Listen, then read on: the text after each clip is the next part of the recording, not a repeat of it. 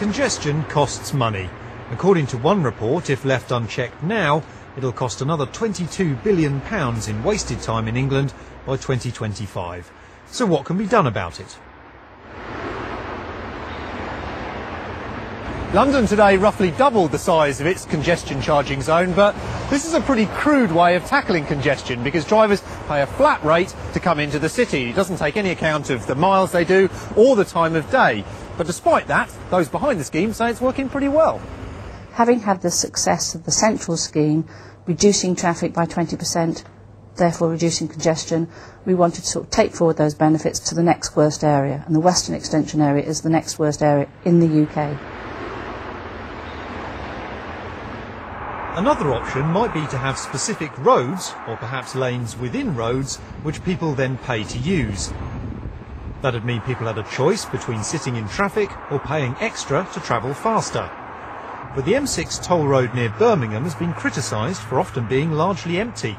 Some campaign groups claim paying more in any fashion isn't the answer. Congestion is not solved by charging people extra to drive. It doesn't work in London to any significant extent. So we believe that a small proportion of the amount that is currently raised from motorists in taxes should be spent on improving the road network, and that would cure congestion. Now, the most sophisticated way of charging for road use is to have something like this fitted in the car, because this will tell you exactly where you are in the country, what sort of road you're on, what time of day it is. And that way you can be charged according to exactly how much you and your car are adding to congestion. I think we're going to have to do it sooner or later. It's quite clear that traffic has been growing and will continue to grow over the next decades as we have more populations, people get richer.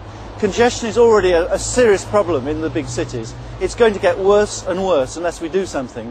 And road charging is a sensible way to go.